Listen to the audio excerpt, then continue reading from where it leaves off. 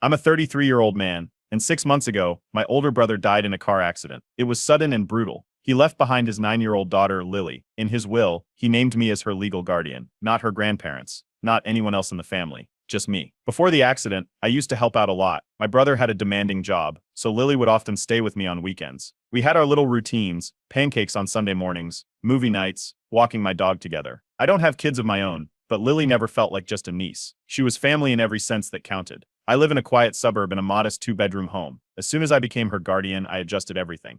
I limited all work travel, turned my home office into her bedroom, installed security locks, reworked my schedule to pick her up from school daily. She moved in with me 3 days after the funeral. Those first few weeks were rough. She barely spoke. She had nightmares. But slowly, with routine and care, she started to feel more stable. Then the family started making things harder than they already were. My parents were the first ones to show disapproval. They weren't subtle about it. My mother began checking in almost daily. She'd show up without warning, commenting on Lily's meals, bedtime, the school I'd chosen. She'd leave notes in Lily's lunchbox and would call constantly, hinting that I wasn't parenting the way my brother would have wanted. My father was quieter but always present, usually just watching silently during these interactions. Lily's maternal grandparents were even worse. A week after Lily moved in, they tried to convince me to let her stay with them for a few weeks to adjust. I said no. They escalated. They accused me of kidnapping her, claimed I was alienating her from her mother's side of the family. It didn't take long before I received notice that they had filed for temporary custody. I hired a lawyer. A good one. He reviewed my brother's will and got the petition dismissed immediately. But things didn't calm down after that. The manipulation started quietly. Lily came home one day and asked if she had to live with me forever. She'd been told she belonged with her real family. Another time, she told me her grandmother said she was too young to understand what was best, and that one day she'd be back where she belongs. I didn't want to burden Lily with adult problems, so I started documenting everything. I also got Lily into therapy. Her therapist is wonderful, calm, warm, direct. Lily seemed to respond to her quickly. I authorized the therapist to speak with the lawyer if needed, and made sure she understood everything Lily was going through. We talked about grief, trauma, boundaries. A few weeks into therapy, Lily told the therapist she didn't want to go live with anyone else. She liked living with me. She said she didn't like how her grandparents made her feel guilty, or how they cried every time she said she wanted to stay. Then things crossed a line. Lily's maternal grandparents showed up at her school one afternoon without warning. They asked the school receptionist to pull her out of class so they could visit. The school, caught off guard, almost allowed it. Thankfully, Lily's teacher checked in with the principal before releasing her. I was called immediately. That night, I blocked every number associated with Lily's maternal family. I notified the school and provided them with legal documentation and a list of restricted individuals. I told Lily's therapist what had happened. The school updated their policies. Around the same time, I also sat down with my own parents. I made it clear, this wasn't temporary. This wasn't up for discussion. If they wanted to be in Lily's life, they had to respect the legal boundaries and her emotional well-being. They didn't take it well. My mother called me cold. My father said I was cutting the family apart. Still, they backed off, partially because they didn't want a formal warning added to their name like Lily's other grandparents had already received. Now, every decision I make for Lily, what school she goes to, who her doctor is, how she spends her weekends, gets picked apart. There's always some relative sending a text, leaving a voicemail, or trying to corner me at a family event to share their concerns. But I made a promise to my brother when he named me in his will. I would raise Lily in a stable, safe, and loving home. No manipulation, no drama, no guilt trips. And that's exactly what I plan to do, even if it means standing alone to do it. About a month after Lily moved in, I changed her school. The new one was closer to home, had smaller class sizes, better security, and didn't carry the heavy emotional baggage of her old life. The decision didn't sit well with either side of the family, even though the change was made with full legal authority and therapist support. My parents called it an erasure of her roots. Lily's maternal grandparents accused me of being controlling and selfish. Then came the stunt that crossed every line. I got a call from Lily's old school. Someone claiming to be her legal guardian had submitted a re-enrollment form and asked for her class schedule, exploiting outdated contact records that should have been purged after custody was legally confirmed. It didn't take long to trace it back to her maternal grandmother. She had used an outdated emergency contact sheet to try and impersonate a guardian. My lawyer stepped in immediately. Cease and desist letters were sent to both sides of the family. The school was notified and instructed to flag any future contact attempts. Lily's therapist backed the school change 100%. During sessions, Lily had described being teased by classmates. Some kids told her she didn't belong in her new home. Others said her real family was coming to get her. The therapist documented everything and offered to speak on our behalf if any legal issues came up again. That same week, someone made an anonymous call to Child Protective Services. 2 agents showed up at our home unannounced. They asked questions, checked for food, looked around the rooms. Lily clung to my arm the whole time. After an hour, they apologized and said there was no cause for concern. Nothing in the report held up. But the visit shook both of us. Lily didn't sleep properly for 2 nights afterward. A few nights later, I noticed a car idling on the street just outside my house. The driver was sitting with the headlights off, engine running. I couldn't see his face clearly, but I recognized the car. It belonged to one of Lily's maternal uncles. I didn't approach. I just installed new security cameras and reinforced every entry point around the house the next morning. I also filed a report with the police, noting the license plate. The following weekend, my father invited me to what he called a family discussion. I went hoping it might lead to some calm. Instead, it turned into a lecture about how I should consider sharing guardianship to make things easier. I didn't stay long. I got up and left before it could spiral into another fight. That night, a cousin from my mother's side posted a cryptic message online about some people pretending to be saviors. The post didn't name me directly, but people connected the dots quickly. Within hours, I was getting angry messages, comments about kidnapping, and accusations that I was keeping Lily for money. None of it was true, but that didn't stop strangers from piling on. A few days later, Lily overheard part of a voicemail on the house phone before I could delete it. One of her grandmothers had called and was sobbing, saying how much she missed Lily and how unfair all of this was. That night, Lily cried herself to sleep and asked if everything was her fault. She thought her family was sad because of her. My lawyer and I filed a no-contact request against the maternal side of the family. The judge granted it. Any attempt to reach out again could result in legal penalties. The school, therapist, and Lily's doctor were all notified. Every contact list was updated to reflect the order. Lily came into my office one evening with a blanket wrapped around her shoulders and asked if it was okay to start calling me Dad. I didn't answer immediately. I told her we could talk to her therapist about it and that we'd only do it if she felt completely comfortable. I didn't want her to feel pressured either way. After that conversation, I went through my messages and blocked several more extended relatives. A few had sent guilt-tripping texts. One hinted that my brother would be ashamed of me. Another said I'd rip the family apart. I didn't respond to any of them. They're blocked now. None of them can contact me or Lily again. At the end of the week, I sat down and looked through the calendar. Appointments, school pickups, meals, therapy, quiet time. Everything was planned around Lily, and that's how it's going to stay. I didn't ask to be a single parent, but I was asked to be her guardian, and I said yes. Every threat, every whisper, every tantrum from either side of the family doesn't matter. Lily is safe, and she's home. And I'll do whatever it takes to keep it that way. After everything that had happened, I knew Lily needed stability more than anything else. I restructured my entire work schedule so I could be home every day when she got back from school. No more late meetings, no more work calls during dinner. We set a simple after-school routine, snacks, homework, light outdoor play, and something quiet before bedtime. It gave her a rhythm she could count on. Still, her grades started slipping. Her teacher mentioned she was having trouble concentrating, especially in group activities. I hired a part-time tutor who came by twice a week in the evenings. The sessions were calm, low pressure, and focused mostly on reading and math. The tutor later told me that Lily shut down completely whenever grandparents were mentioned in examples or reading material. She wouldn't speak, sometimes left the table and sat on the floor. Then the school guidance counselor called me. Lily had broken down in class after another student made a comment about her living with someone who wasn't her real dad. That same evening, I called the principal and scheduled a parent-teacher meeting with every staff member involved in Lily's daily school life. I laid everything out, the legal situation, the emotional toll, the security risks. I asked for clear written policies to block unauthorized family members from contacting or visiting Lily. They agreed and updated the school's protocols. But even with all of that in place, it wasn't enough. A week later, Lily's maternal aunt showed up near the school entrance during dismissal. She waited until Lily was walking toward me and stepped in front of her. It was fast. Security moved in quickly, but Lily panicked. I called the police from the parking lot and filed a report immediately. We got a restraining order within 48 hours. The school added her to the do not contact and banned visitor list. I sat down again with the administration and pushed for security camera upgrades. Around that time, I received an envelope in the mail with no return address. Inside were old photos of me and my brother from childhood, pictures of family holidays, and a handwritten note from my parents. It was filled with emotional appeals, memories, traditions, and stories about Lily's early years. It didn't ask for custody. It was more subtle, but the intention was obvious: guilt. I put it in my documentation file and didn't respond. A few days later, a parenting blog featured a story submitted by a concerned family member about a man isolating a child from her family and emotionally manipulating her. The story included details from a letter I had written to my brother years ago, one I'd shared privately with only a handful of people. I contacted my lawyer, and we got the article taken down. A legal takedown notice was filed, and the blog removed the author's account permanently. Meanwhile, Lily started wetting the bed again. Her therapist said it was a common response to prolonged stress in children who feel unsafe or overwhelmed. We changed her bedtime routine, added more relaxation time, and cut screen exposure an hour before sleep. I decided to host a small gathering at home, not a party, but just a get-together with 3 friends and 2 extended relatives who had supported me from the beginning and had never overstepped. I wanted Lily to be around people who respected boundaries and made her feel safe. I told everyone up front, if anyone brought up family drama or tried to take photos without permission, they'd be asked to leave. Nobody crossed the line.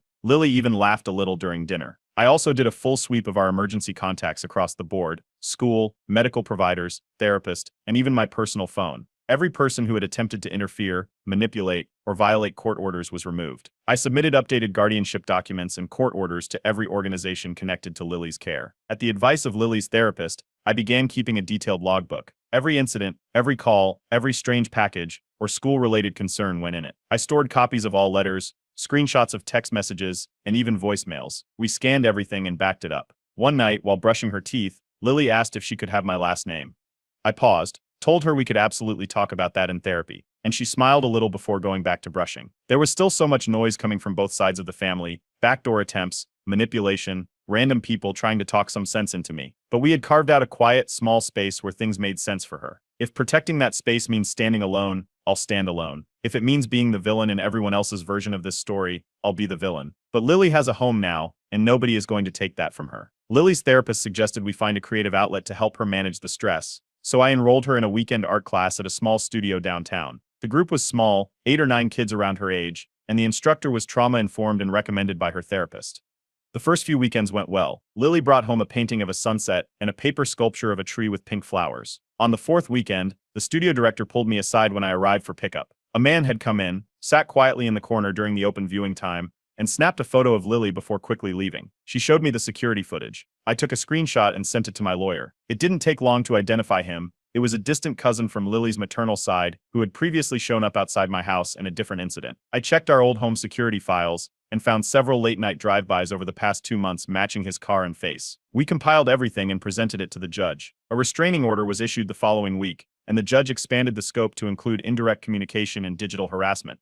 He was now legally barred from any contact online or in person with either of us. Lily's sleep began to deteriorate again. She was waking up at random hours, sometimes walking into my room and curling up in a chair without saying a word. Her therapist modified her support plan, adjusted the sleep environment, and introduced nightly reflection activities to give her a sense of safety before bed. Then a school incident made it worse. While cleaning out Lily's locker, a teacher found a small plush toy with a zipper on the back. Inside the toy was a folded note, handwritten, telling Lily that she missed her and would always be her family no matter what. The signature matched Lily's maternal grandmother. That grandmother had already been blocked on every platform and was under a no-contact court order. I immediately met with the school. After reviewing entry logs and hallway camera footage, it turned out a staff member had quietly let someone in during a shift change.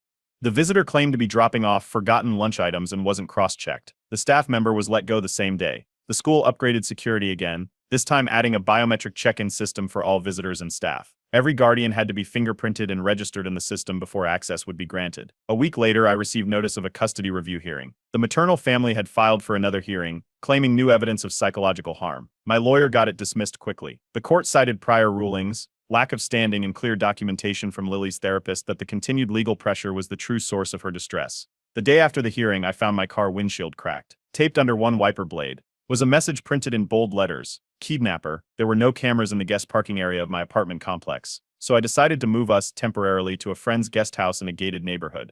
I installed hidden cameras around the property, gave footage access to my lawyer, and filed a new report with local law enforcement. The police began monitoring the cousin who had taken Lily's photo and matched him to multiple harassment reports, including the previous package incidents that had also been traced to him. One night, while Lily was coloring at the kitchen table, she asked me why so many people were mad at us. I didn't sugarcoat it. I gave her short, honest answers. I told her it wasn't her fault, that adults were making bad choices, and that my job was to protect her from them. We made a new bedtime routine that night, drawing something good from the day and tucking it into a small peace jar on her nightstand. To tighten things further, I filed a motion to seal all guardianship records. With everything that had been happening, I no longer wanted any part of our situation to be accessible to anyone without a judge's direct approval. We included evidence of multiple breaches, surveillance, and misuse of information. A few weeks later, the court approved the motion. Lily's file, everything related to her custody, guardianship, and care, was now fully sealed. No one could look into it, file against it, or use it in court unless they had a signed judicial order. That same evening, Lily added a new note to her peace jar. It just said, "No one can find us now." We didn't talk about it. She placed it inside, closed the lid, and went to bed. After the court sealed Lily's records, I filed a motion to temporarily homeschool her. Too many incidents had crossed into unsafe territory. Unauthorized access, surveillance, planted items in her locker. The court approved the request after an expedited review process that took about a week. I reorganized my workload, paused all travel, and partnered with a licensed online education platform.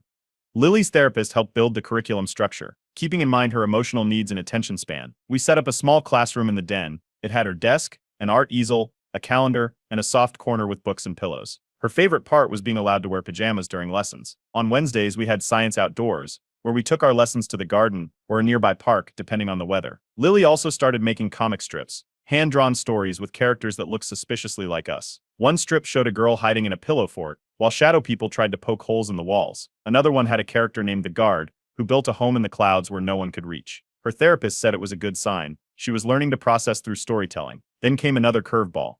A new email landed in my inbox, this time from a former acquaintance on Lily's maternal side. The email was filled with screenshots pulled from my social media over the years. Photos of Lily playing, videos of her dancing in the kitchen, and even a clip of her making slime. Each one was labeled with captions like unsafe, child neglected, or no proper supervision. I forwarded the message to my lawyer. We traced the sender and added it to our defamation archive. If this ever spread further, we were prepared to escalate legally. Surprisingly, the former principal from Lily's old school reached out soon after. She had heard about the custody rulings and the harassment we'd faced. In her message, she apologized for not doing more earlier and offered a letter of support for any future school enrollment. I appreciated the gesture, but I declined the offer. That chapter was closed.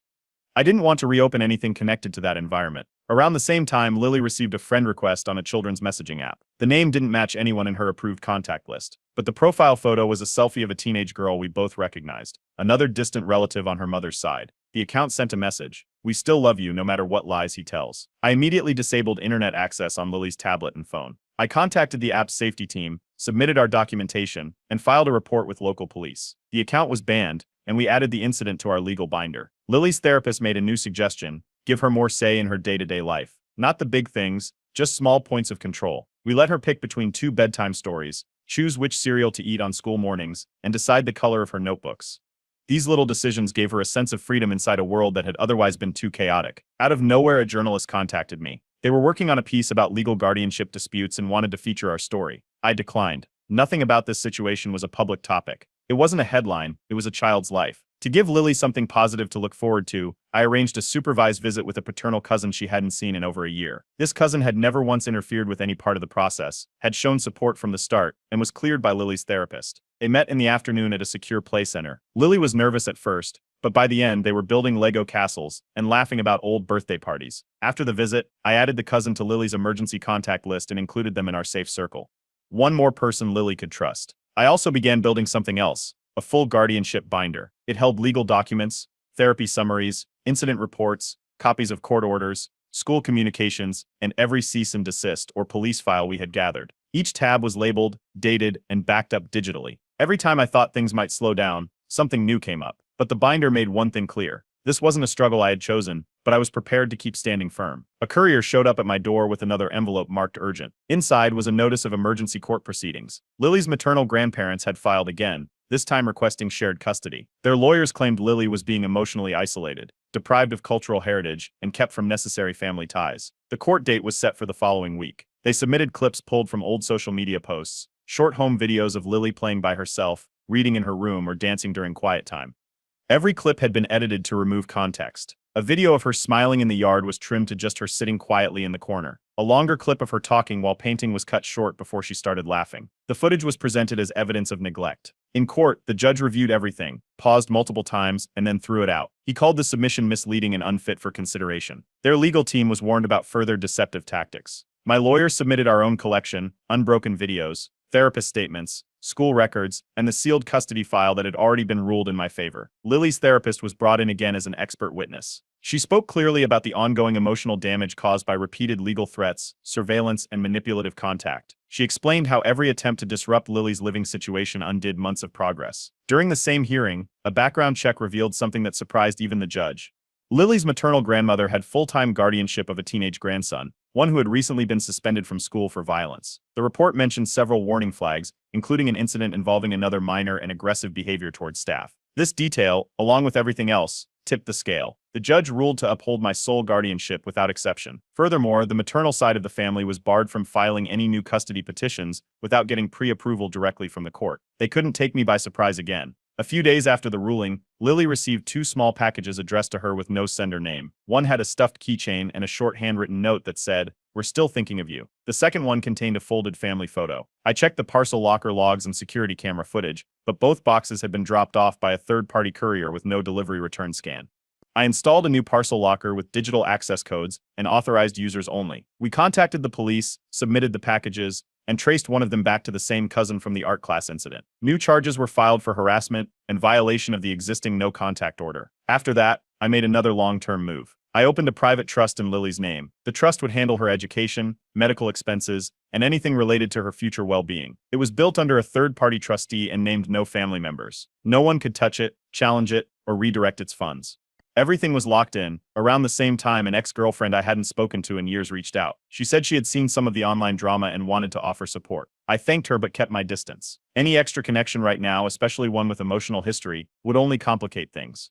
But I archived the message and moved on. Lily's therapist introduced a new journaling activity for her. One entry stood out. It was titled My Real Home. In it, she described our house, our routines, our garden, her favorite spot by the window, and how this was the only place she ever felt fully safe. Her therapist asked her if she'd be okay with submitting the essay anonymously to a nonprofit that collects writings from children recovering from trauma. Lily agreed. We were still homeschooling, but I had started quietly researching private schools, ones with strong reputations for emotional support, small classrooms, and strict access protocols. I made a short list, checked locations, and scheduled remote interviews with the admissions staff. One of my paternal cousins offered to testify for me in the future if needed. He had attended some of the supervised visits, seen the legal mess unfold, and had kept a respectful distance throughout.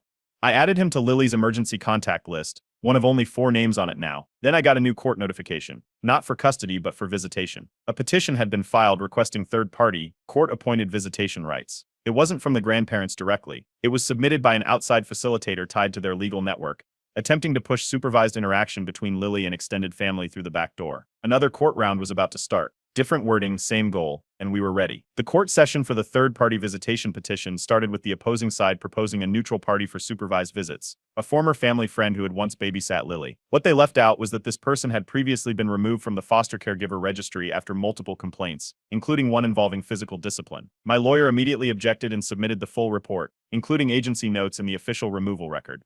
The judge decided not to rule right away. Instead, he appointed an independent child advocate to conduct an in-home assessment. The advocate's job was to observe without bias and make a formal recommendation. A series of visits followed. The advocate sat in on a few of our homeschool sessions, observed Lily during therapy-approved activities, and asked questions about our daily routines. She also spent one-on-one time with Lily, and separately with me, reviewing documentation, Lily's drawings, and the guardianship binder I'd kept updated. After the second visit, the advocate privately contacted the court to express concern. It had come to light that Lily's maternal grandmother had attempted to call the advocate's office multiple times, posing as someone requesting an update. The contact was flagged immediately. The advocate filed a formal report with the court, and the judge issued a written warning stating that any further contact attempts, direct or indirect, would result in contempt charges and a temporary restraining order.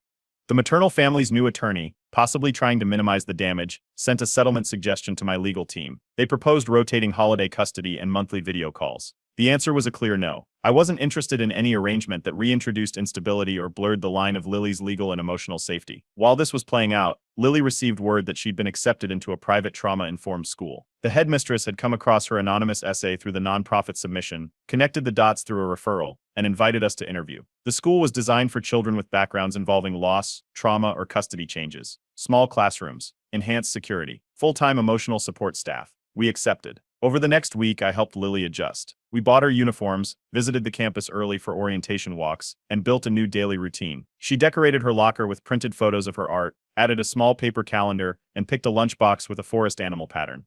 Just as things were beginning to level out again, another maternal cousin posted a video online. The footage was manipulated, stitched clips made to look like Lily was being ignored while I worked on my laptop. It was the same old playbook: remove context, add dramatic music, and throw in subtitles like this is the real life. The video started getting shares on a parenting forum before my legal team stepped in. They submitted takedown requests, flagged the account, and filed for digital defamation. A monitoring tool was activated to track any further uploads from the same source. The cousin was added to the ongoing list of individuals facing legal consequences for harassment. In the middle of all this, Lily asked if her friend from art class could come over for a sleepover. It was the first time she'd asked for anything normal in weeks. Her therapist approved, and we made it happen.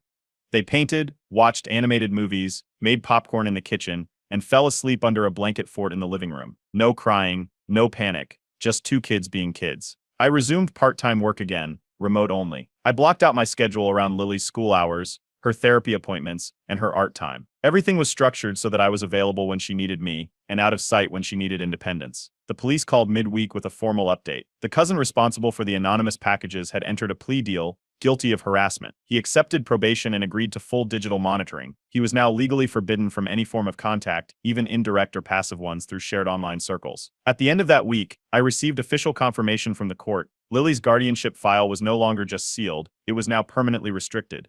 That meant any future filings would first have to pass through a judicial gatekeeping process. No more emergency filings, no more surprise motions, no more loopholes. It had taken court sessions, therapists, legal teams, and years' worth of documentation to get here. But for the first time, the barriers weren't just emotional, they were legal, enforced, and finally hard to penetrate. Lily brought home a worksheet from school one afternoon, but tucked inside her folder was something different. It was a printed outline with a title at the top, My Story. Her therapist had encouraged her to start working on a personal project, a short, private book about her life, aimed at helping other kids going through similar situations. She wanted to include drawings, short chapters, and sections about what made her feel safe. We agreed that everything would stay anonymous, and I'd help with editing. Her therapist would supervise the content to make sure it stayed appropriate and emotionally healthy.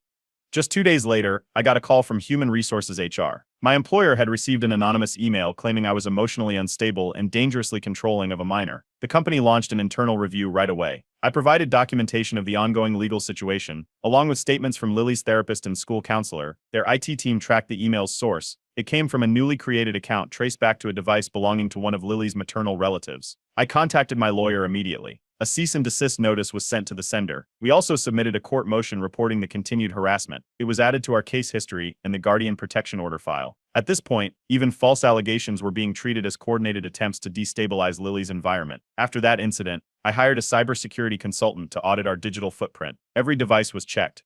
We implemented two-factor authentication on every account, set up alerts for unusual login attempts, and installed real-time monitoring on our shared cloud folders and home security system. I also created offline backups of all our legal files and important videos. At school, Lily was doing better than ever. During a Friday morning assembly, she was given a kindness award for helping a new student adjust to class. I was invited to the ceremony. She stood on stage holding her certificate with both hands while the auditorium clapped for her. When she got a standing ovation, she looked over to where I was sitting and smiled. That weekend, we packed a small tent, snacks, flashlights, and sleeping bags and went camping in a state park about 2 hours away. No screens, no noise, no interruptions. We set up near the river, grilled marshmallows, and took photos of squirrels sneaking crackers from our bag.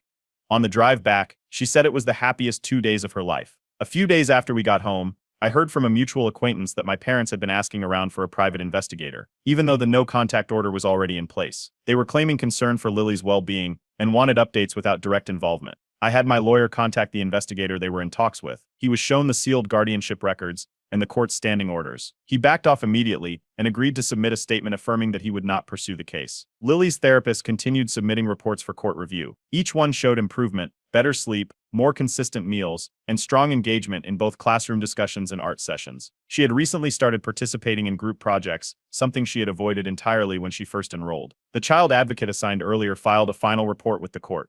It recommended that Lily remain in her current home permanently, with no further interruptions allowed. The report cited her emotional progress, the secure environment, and the consistent routine she now relied on. In response, the judge issued a new order. From that point forward, any future visitation request, regardless of source, would require full psychological evaluations of the requesting party and a safety risk review before being considered. It put a heavy barrier between Lily and anyone looking to re-enter her life through legal technicalities. Lily started working on a scrapbook she titled Only the Happy Stuff. Each page included something that brought her joy. There were pictures of her bedroom, her dog sleeping in the laundry basket, our weekend camping trip, her artwork from school, and our garden. She added captions and colored markers and made tiny envelopes to tuck memories into. One evening, I gave her a necklace I had custom made.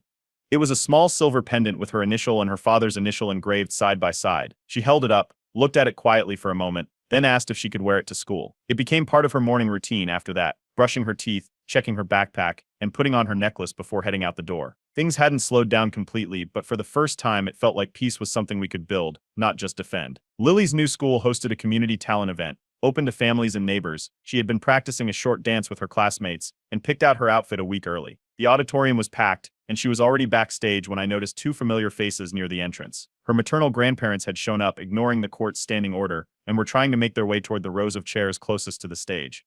I stepped outside and called the police right away. Officers arrived within minutes, spoke to school security, and escorted both grandparents out without allowing them near the student area. Lily never saw them. The judge was notified the same day. At the hearing that followed, both grandparents were found in contempt. A fine was issued, and a revised restriction order was granted. My lawyer filed for a broader proximity ban. The new terms restricted them from coming within 500 feet of Lily at any public, school, or extracurricular event. They were now categorized as restricted individuals, meaning they couldn't attend anything she was part of unless granted specific legal clearance by a judge in advance. A few days later, I received a handwritten letter in the mail. It was from one of Lily's former teachers at her old school, the one where classmates had once teased her for not living with real family. The teacher apologized for not intervening earlier, saying they had been aware of what was happening but failed to act. The letter ended with a note of regret and a hope that Lily was finally safe. I didn't respond, but I filed it in our documentation archive. Lily had been growing more confident over the past few months. She told her therapist she wanted to share her art publicly, not with her name, just the drawings. We submitted a few pieces anonymously to the same nonprofit that published her essay. One of her drawings showed a girl building a paper house while figures outside tried to tear it down. It was added to an exhibit for children healing from trauma. Around this time, I met with our financial advisor and updated Lily's trust. I added long-term care provisions and formally named 2 successor guardians, both non-family. They were close friends, vetted and confirmed by the court, who understood Lily's situation and would carry forward her care exactly as outlined if anything happened to me. Lily also expressed interest in starting a podcast. She wanted to tell stories that could help other kids dealing with loss. Her therapist supported the idea under strict conditions. All content would be pre-reviewed, everything would be anonymous, and she would never record alone. We began setting up a private studio at home and reached out to a local nonprofit with experience in moderated youth content for technical support. I also contacted the school board to secure Lily's educational records. Her file was now flagged as confidential. No one, not even relatives, could request access to her school documents or enrollment data without a direct court order. Our support system had grown more solid. The same paternal cousin who testified on my behalf earlier now helped regularly with after-school pickups and errands. He was added to our school clearance list and emergency contacts and became one of the few people Lily was consistently comfortable around. One evening during dinner, while sorting vegetables and laughing about a joke from school, Lily casually called me Dad. She didn't pause or overthink it. It just came out. I looked at her and nodded. I didn't say anything to correct or question it. We finished dinner and moved on, but that word sat quietly in the space between us. Finally spoken. That week, I took time to go through the last batch of extended relatives who still tried to nudge their way in. A few had been sending neutral emails, updates about family events, old photos, notes saying they were always here if we wanted to reconnect. I blocked the remaining ones, cleared out our email filters, and notified the lawyer to close the loop on any pending threads. At the school's spring gallery night, Lily's art was selected for display. One piece stood out. It was a sketch of a bedroom window with stars outside and a caption at the bottom that read, "Home isn't blood, it's peace." Other parents stood quietly reading it. One of the teachers told me it was the most discussed piece of the evening. For the first time, I began planning something I hadn't even considered since Lily moved in. A family vacation. We chose a quiet destination abroad, far from any familiar cities, somewhere she could see snow for the first time. She had always talked about snow as something magical, something she had only seen in books or cartoons. I never imagined I'd be raising a child this way. Not under court orders, protective filings, sealed records, and security systems, but we made it work. Every move was about protecting peace, even when it meant giving up comfort, connection, or the illusion of family. And I'll keep protecting that peace, for as long as I live. I'm a 27-year-old man, and this all started when my sister and I decided to do something big for our parents' 30th wedding anniversary. Growing up, our parents were the couple everyone in the family looked up to. They hosted holidays, went on family road trips, helped relatives through tough times. So this milestone felt like a huge deal, not just to us, but to everyone who'd ever seen them as the perfect couple. My sister is 24, and we spent weeks planning a surprise celebration. We didn't want something flashy, just something meaningful. We booked a cozy banquet hall in the part of town where we grew up. Nothing expensive, just warm and full of memories. It had fairy lights, soft music, and enough space to bring the whole extended family together, including people we hadn't seen in years.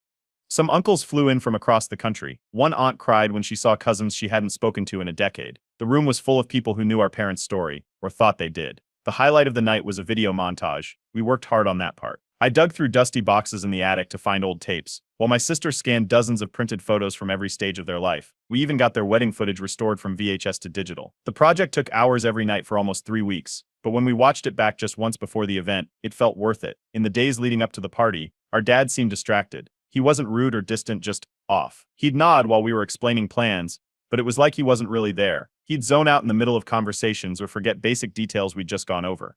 At the time, I chalked it up to work stress. He runs a mid-sized accounting firm and always carries a million things in his head. We thought he'd shake it off once the actual day came around. Our mom, on the other hand, was overwhelmed in a different way. She'd tear up unexpectedly, like when she saw the RSVP list or picked out her outfit. It wasn't sadness exactly, more like nostalgia. 30 years is a long time, and she poured everything into making that marriage last. She even asked me if we thought Dad would like the dress she chose. I remember how hopeful her voice sounded when she asked that. When the night arrived, everything came together better than we expected. The food was catered by a local restaurant that used to be their favorite when they first got married. The playlist was full of songs from the late 80s and early 90s.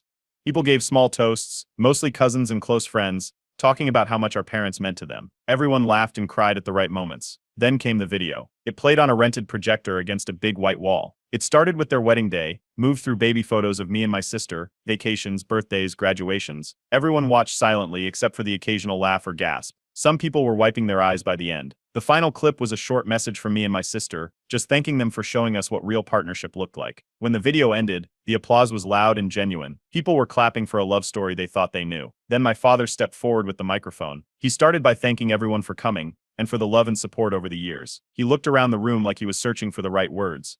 Then he said he had a gift of his own to give our mom. That's when things got strange. The room slowly got quieter as he talked about how anniversaries were a time for reflection. He said he'd been carrying something inside him for too long, something that didn't fit the image everyone had of him. He called it the truth. You could feel the air change. He said he'd been living a second life for almost 15 years, that he had another family, a second wife, children, a whole home in another part of the city. He said he couldn't keep lying, not after 30 years of pretending to be someone he wasn't. My mom didn't scream. She didn't ask him to stop. She just sat down slowly in the nearest chair, her hands shaking. Someone, maybe an aunt, put an arm around her, but she didn't react. She was staring at him like she didn't know who he was.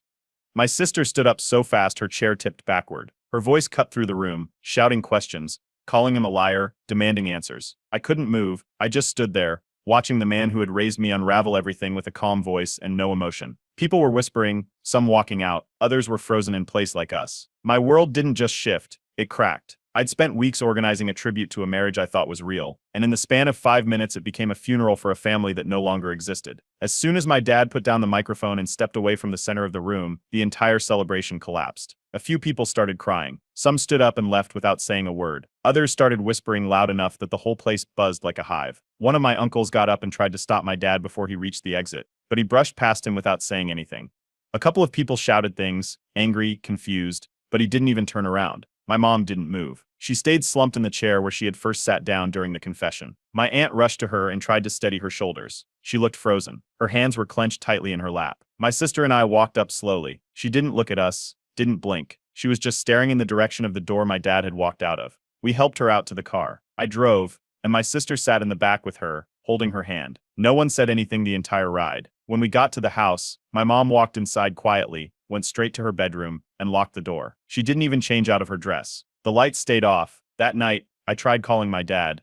Straight to voicemail. I texted. No reply. I emailed. Nothing bounced back, but I got no response either. The next morning, I drove to his office. The parking spot where his car always was. Empty. The lights inside the building were off. When I got inside, his office was completely cleared out. No desk, no chair, no files. Not even a pen left behind. His nameplate on the door was gone. I checked his work website. His profile had already been removed. 3 days later, a text came through from a number I didn't recognize. Likely a new number used to bypass the original block. The message started with a greeting, and then introduced the sender as my dad's wife. She claimed to know what had happened, said she had just found out herself that our family had still been in the picture. She said she thought he was divorced a long time ago.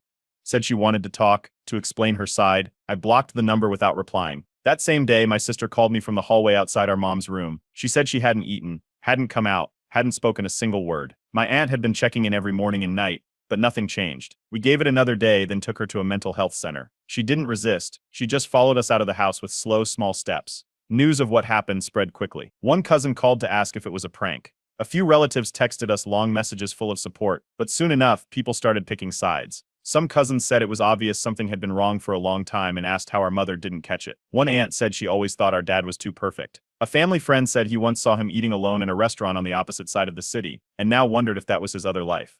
My sister called her manager and took indefinite leave from work. She moved back in with our mom to take care of things at home. I started organizing all the paperwork, bills, accounts, everything that needed to be handled. That's when I noticed something off in the joint accounts. My dad had been withdrawing chunks of money in odd patterns, sometimes small amounts, sometimes big ones, but they all added up. I took the statements to a lawyer and explained everything. We started tracing the payments and noticed transfers to unfamiliar accounts, names we didn't recognize. The lawyer helped us freeze every joint asset, checking accounts, savings, even the deed to the house. Anything my dad might try to use was locked up. We also changed the security codes, passwords, everything. The next morning, an envelope came in the mail. Legal letterhead. Inside was a notice from my dad's attorney.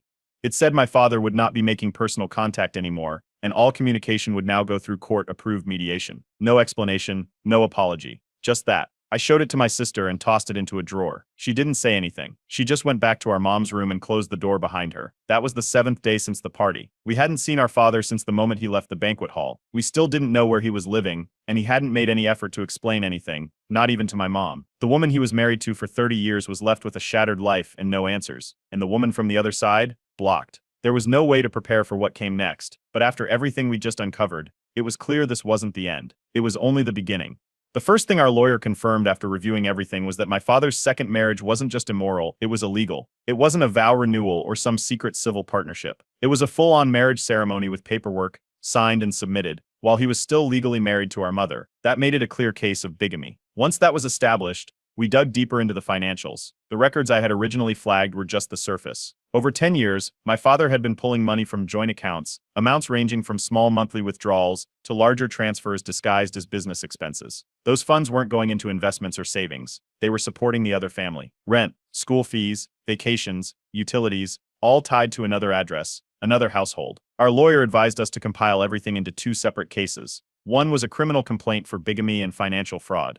The other was a civil suit to recover the money and block further access to any remaining family assets. We submitted all the documents to law enforcement, including the marriage certificates, banking records, and screenshots of transactions. It became official. My father was now under criminal investigation. Soon after, we got a message through the court-appointed mediator. The mediator said my father would only agree to meet with me, not my sister or mother. The reasoning was that he didn't want the meeting to feel like a trial. Our lawyer cleared me to attend as long as I recorded the conversation and didn't agree to anything without legal review. The meeting happened in a neutral conference room with the mediator present. My father walked in like he was there for a business deal. He said he had lived a lie for too long and needed to reclaim his happiness.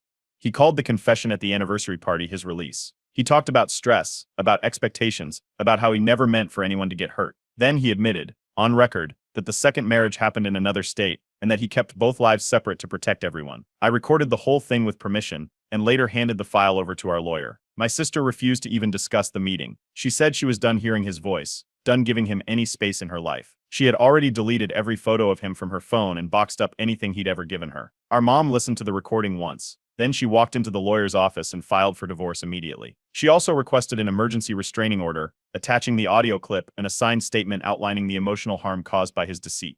The judge granted a temporary order within 24 hours. That same week, people in our community started hearing about the second family. It wasn't from us. We hadn't told anyone beyond immediate relatives. But someone else, maybe someone on the other side, let it slip. A few vague posts showed up online. People shared them in group chats. Screenshots made their way into our inboxes. A few neighbors came by with awkward half smiles and long pauses, clearly trying to ask without asking. My sister and I began receiving messages from profiles we didn't recognize. The usernames were vague, but the messages were clear. They were from our half-siblings, the kids from the second family. Some introduced themselves politely. Others asked why we were trying to destroy their father's life. I didn't reply to any of them. I blocked every single one immediately. Then came the pressure from extended relatives who used new accounts and contact methods to reach us despite having been blocked.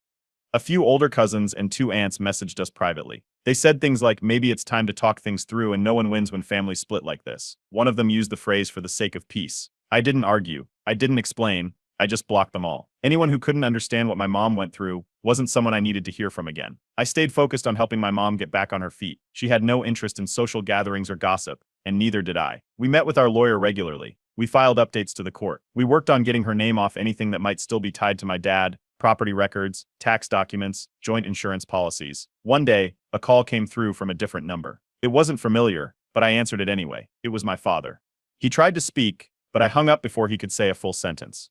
I forwarded the call log to our lawyer. She added it to the file and sent a formal notice back to his team. Any further direct contact would be reported. The next big step was helping our mom move. We didn't want her staying in the house where everything had happened. With legal guidance, we transferred her name onto a small 2-bedroom place in a quieter part of town. She picked it herself. It had a garden out front and a porch swing she liked. We handled the down payment, the utilities, and changed all the locks. A few weeks later, we received notice of preliminary court hearing dates, one for divorce proceedings and one for pending criminal charges, with full trials expected later. 2 separate hearings, both of them official, both of them unavoidable.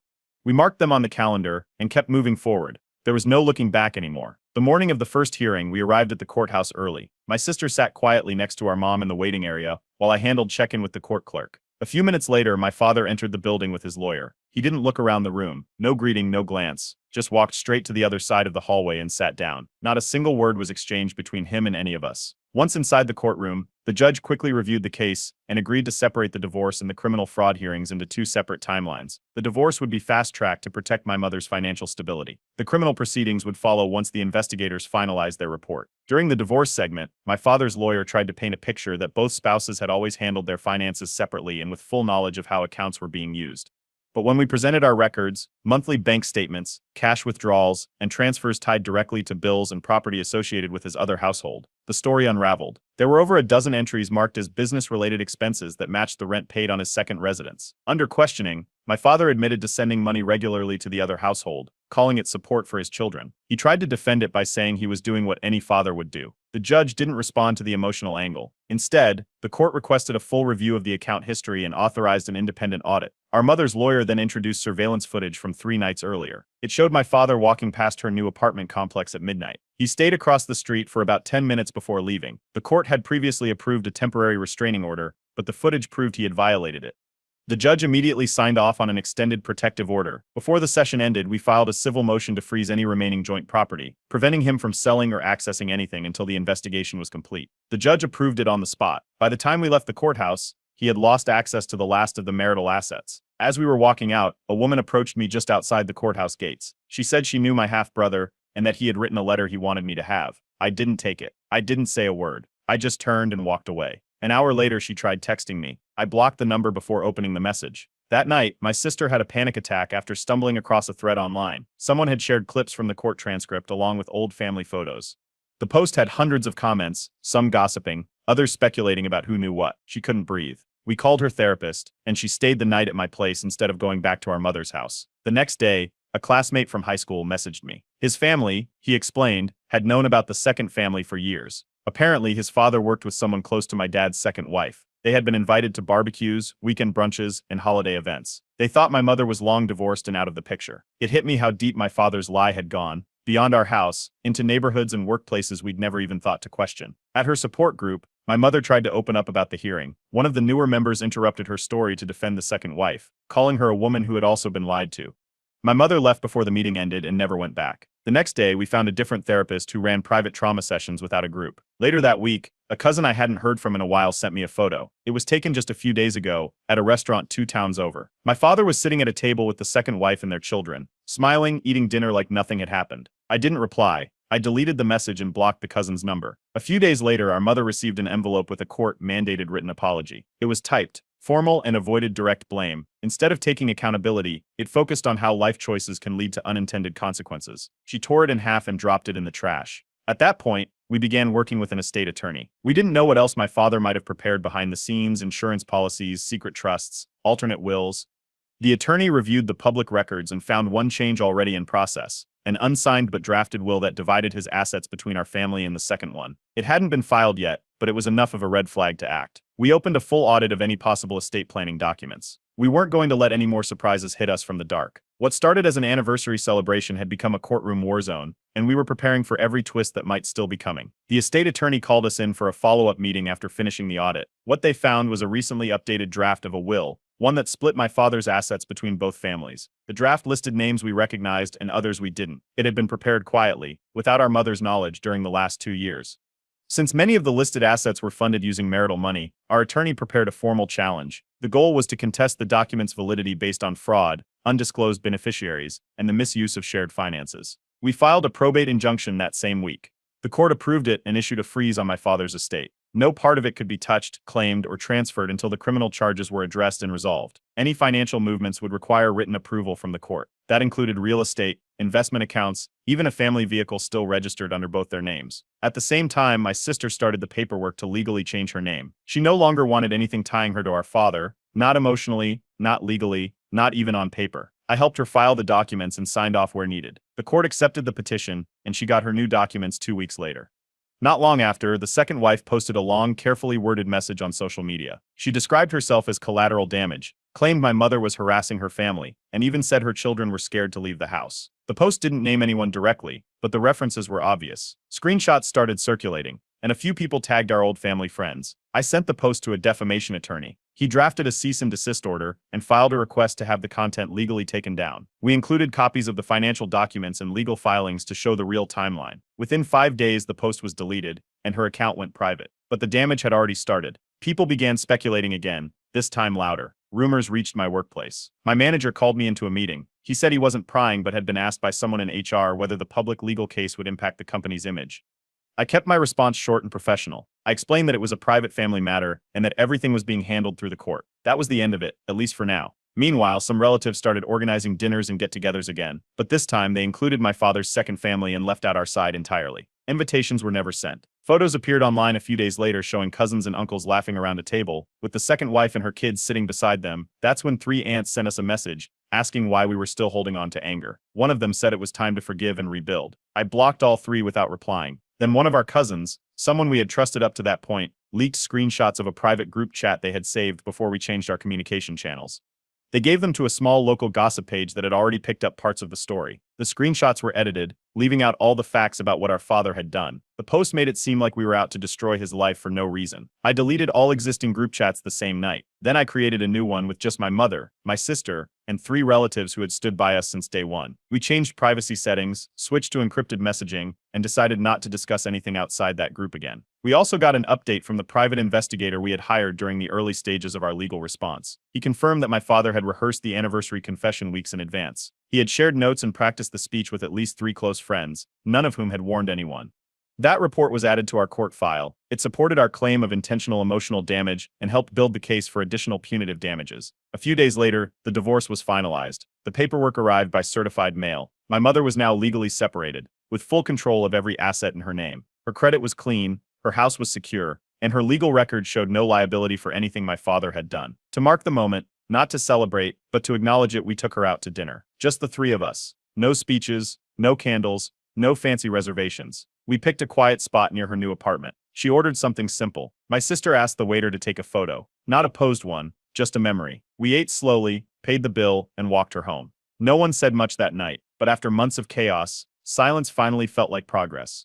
A few weeks after the estate freeze and the finalization of the divorce, I received a letter delivered by a legal courier. It was from my father. It didn't contain an apology or acknowledgement of what he had done. Instead, it requested a private meeting to clear the air once and for all. He asked to speak without lawyers, without distractions, just father and son. I didn't answer it directly. I sent it to our attorney, who prepared a formal response declining any future contact. No response was required beyond that. 3 days later, a woman showed up at the front desk of my office building. She used a fake name to get past security and made it to the reception floor before being stopped by our internal team. It was the second wife. Security escorted her out and documented the incident. I filed a report with our attorney, who submitted it with our existing no-contact order request already underway in court. That same afternoon, my manager called me into a quiet conference room and offered me time off. He said he knew things had been escalating and wanted to give me space. I thanked him but declined. Keeping my routine helped me stay focused. I didn't want chaos from home spilling into the only stable environment I had left. Later that week, a message came through from a freelance journalist. He claimed to be working on a story about hidden families and double lives. He asked if I would give an anonymous interview. I refused immediately and sent the message to our attorney. Then I called my sister and told her to do the same, if anyone reached out. We warned my mother too. No press, no comments, no quotes. 2 days after that, I came across a thread on a private forum. Someone had posted about a recent expulsion at a nearby school.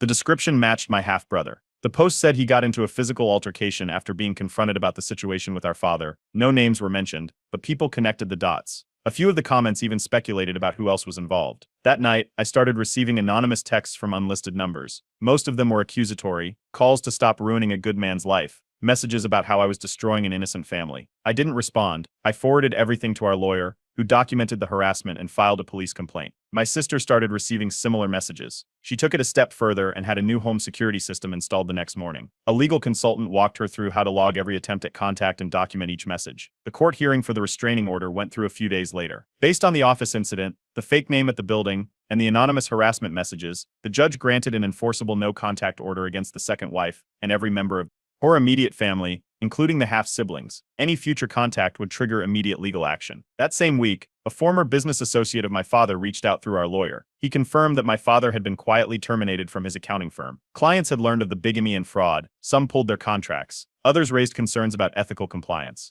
The board voted to remove him. Our attorney recommended we begin working with a financial strategist. The goal was to make sure nothing else could be touched, traced, or claimed. We reviewed every remaining asset, changed ownership titles, and moved everything into secure accounts with protective clauses. We even closed some old accounts tied to family trust just to be safe. Surprisingly, one distant relative who had publicly sided with my father early on reached out through legal channels. She sent a notarized affidavit stating that she had since learned about the full timeline of events and now supported my mother's emotional abuse case.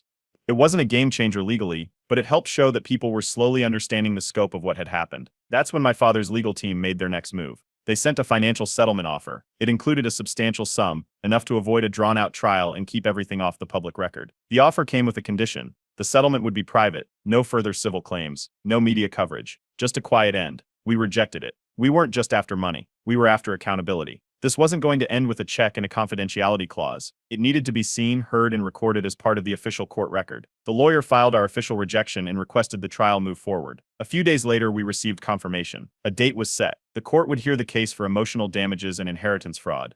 Reporters had already requested press access. National outlets were watching. The courtroom would be open to media coverage. The silence we used to live in was gone. Now it was time for the truth to be heard out loud. The courtroom was full when the emotional damages trial started. Reporters sat quietly in the back rows, taking notes. The judge reminded everyone the case involved family trauma, financial misconduct, and years of deception, so behavior inside the courtroom needed to be respectful. Then it began. I was called first. The legal team walked through our timeline, starting with the anniversary, the confession, and everything that had followed. I answered questions about the emotional toll on my mother, my sister, and myself. They asked about the moment I found out, about the letters, about the anonymous messages. They asked about the panic attacks, the security upgrades, the therapy. I kept my voice steady and gave them everything. Every date, every detail. My sister testified next. She was asked to describe how growing up with a father who lived two lives had shaped her memories. She talked about holidays he missed, how he used to blame work trips, how certain moments now felt fake in hindsight. She broke down when asked about our mother's breakdown after the party. The courtroom went silent. The judge gave her a moment. She finished without looking at the defense once. The forensic accountant followed. He had traced the money trail, showing how funds were moved from our parents' joint account into shell companies registered under false names. The path led directly to expenses linked to the second household, mortgage payments, school tuition, even restaurant charges. One of the companies used a variation of my mother's maiden name as a business alias. It had been used to move over $60,000 across 5 years. Then came the medical documentation. Our mother's primary care physician had submitted a report. It showed a spike in her blood pressure, sleep disturbances, and clinical anxiety starting the day after the anniversary party. Medical charts were paired with therapist notes, panic attacks, night sweats, episodes of disassociation, all recorded within weeks of learning about the betrayal. The second wife made an appearance via video conference. She tried to position herself as a victim, claiming she was also lied to. But our legal team submitted screenshots of her past social media posts. In one, she referred to my mother as the first draft. In another, she mentioned finally winning the long game. That evidence was enough to discredit her narrative. The judge reminded her of the existing no-contact order and warned her against using third parties to attempt indirect communication again. A child psychologist testified next. She had been brought in to explain the effects of growing up inside hidden family systems.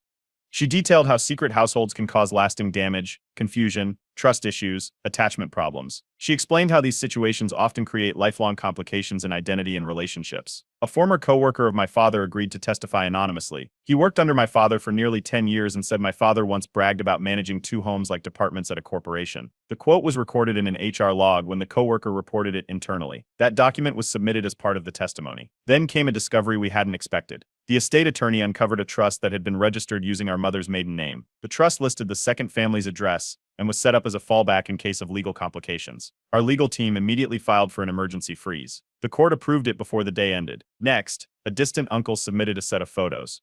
They showed my father at a resort with the second family, sunbathing, smiling, swimming. The timestamp matched the exact weekend of my high school graduation. My father had told us he was out of town on a consulting trip. The photos were printed, verified, and submitted. The judge accepted them as evidence of prioritization and premeditated deceit. Toward the end, my therapist took the stand. He confirmed I had been attending sessions consistently for over 6 months. He explained the cost of learning your parent is not who you thought they were. He described the pattern of internal conflict, betrayal, and how it impacts future relationships and self-image. His report was detailed and matched with session logs. The judge took a short recess before announcing the ruling. When the court returned to order, the judge ruled in our favor. My mother was awarded financial compensation for emotional damages. My sister and I were granted full reimbursement of legal expenses.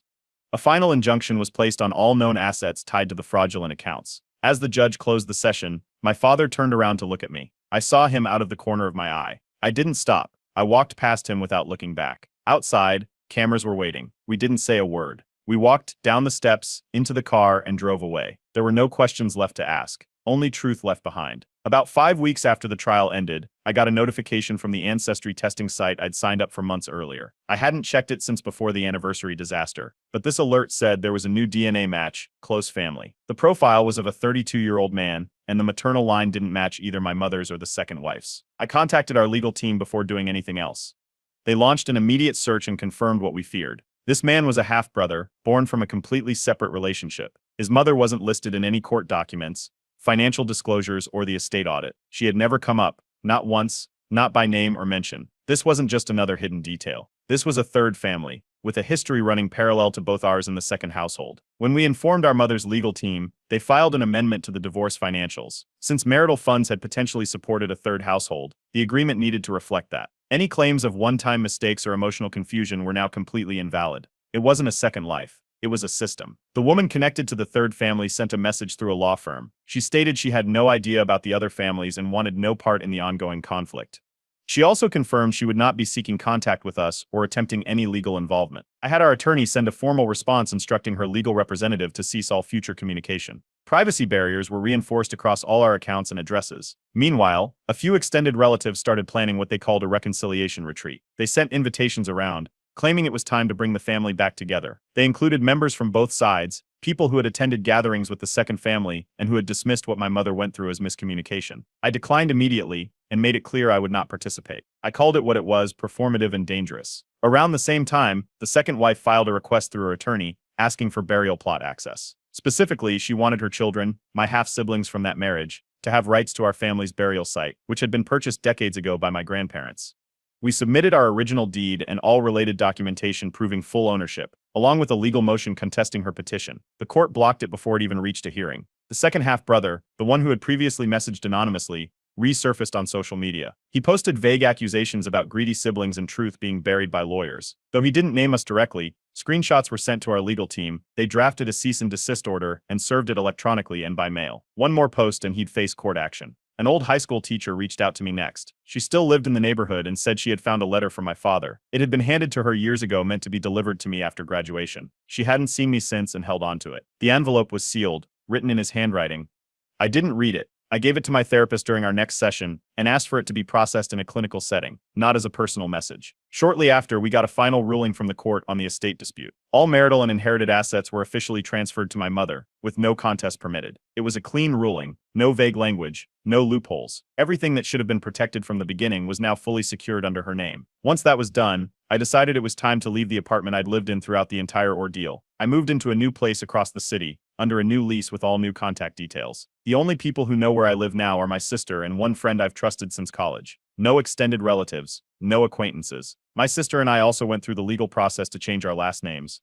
We didn't want to carry his name anymore, not on our IDs, not on job records, not in any public system. The change was approved and processed within 3 weeks. We didn't post about it, we didn't announce it to anyone. But for the first time in more than a year, I felt like the story we were living finally belonged to us again. It wasn't his legacy anymore. It was ours to protect, reshape, and eventually leave behind. A few months after everything settled, a documentary filmmaker contacted our attorney. He had come across the public court records and was researching cases involving hidden families, estate fraud, and emotional damage within long-term marriages. After a background check and several legal reviews, we agreed to take part, under strict conditions. There would be no faces shown, no voices used, no names or identifying information. Our roles would be represented through actors, and every word would be legally vetted. Filming began quietly. The director asked if I'd be willing to revisit the banquet hall where our father made his confession. I agreed. I walked through the space alone, retracing the layout, the stage, the spot where the projector had been. The crew recorded as I explained how we spent weeks preparing a celebration only for it to become the moment everything unraveled. I described the way people looked at each other that night, the silence, the chairs scraping the floor as guests walked out one by one. The documentary released 3 months later on a major streaming platform. It took off faster than anyone expected. Viewers across the country reacted to the story, not just because of the betrayal, but because of how common it turned out to be. People started opening up about similar experiences. The conversations moved from comment threads to panels, to opinion pieces in news outlets. The story wasn't just ours anymore. A few weeks later, a state senator introduced a bill inspired by the case. It focused on expanding legal protections for spouses who were financially deceived during long-term marriages, specifically in cases involving undisclosed assets or parallel households. Our attorney was contacted to consult on the bill. I contributed testimony through her, describing how the law failed to protect victims from being blindsided after decades of marriage. My name never appeared on any public file, but my words were included in the legislative draft. Around that same time, the judge who had overseen our civil ruling issued a final warning to my father's legal team. Any further contact, direct or indirect, from anyone connected to him would result in immediate criminal charges. The court added a new clause to the existing order, covering unsolicited third-party contact as well. I wanted to do something useful with the time I had reclaimed.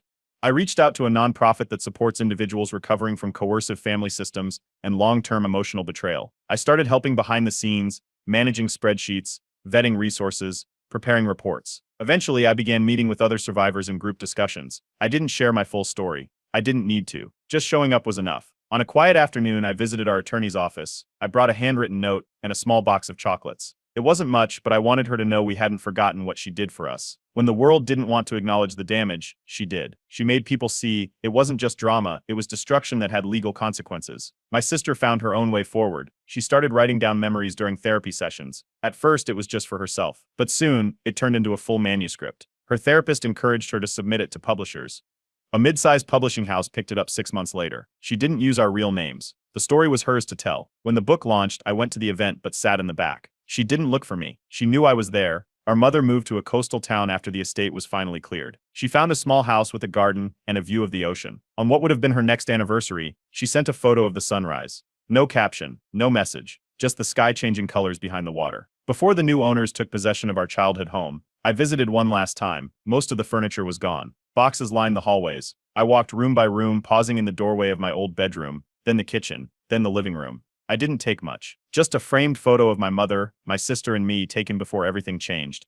That was enough. The documentary aired again a few weeks later as part of a panel on legal accountability in families. I watched it alone. I didn't watch to relive it. I watched to remind myself that we had made it through. That the silence we were once forced to live under had been broken, piece by piece. This wasn't about healing, not fully. Some wounds don't close neatly, but what we found instead was freedom. Freedom from lies. Freedom from inherited shame. Freedom from the weight of someone else's secrets. And in that freedom, we finally got our lives back.